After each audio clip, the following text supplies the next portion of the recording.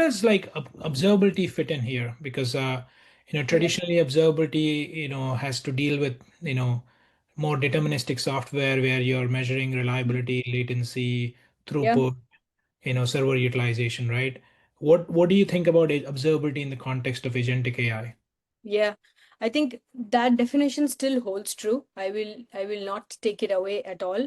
But there are additional angles to where you would define observability.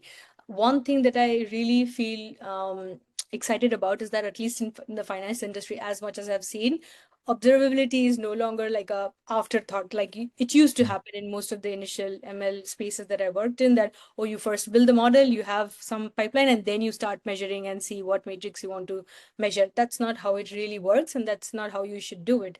You start with the matrix, you start with the steps of where you are logging, and like you said, all the things that you said is still relevant, but there's also how do you really bring in effectively a human in the loop for multiple angles to observe a pattern of output, make sure that pattern makes sense. Because if you really want to scale a system, there's no way you can scale it with, like, say, two or three human in the loop reviewing everything, say thousands of document data that you have extracted.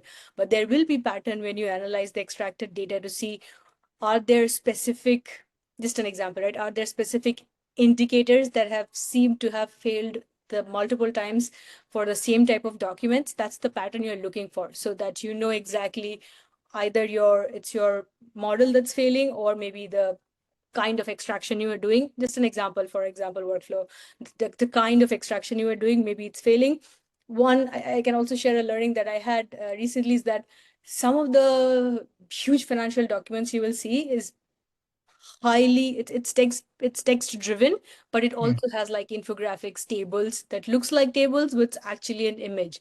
So how do Mm-hmm. you really bring together the insights from a text based extraction, and from like a table as well as an infographic, and make sure they all align, and the summary of all that extraction really makes sense and tells the story correctly, and there's not any, no specific data that's getting lost, or you're not losing anything in translation. So yeah, like at every stage where you are bringing in the observability factor, be it the human in the loop, finding the matter, the pattern, and making sure the end to end story that you are building, or like the solution that you're building, really aligns with the expected output, and then you build on top of it slowly to really add more color to it.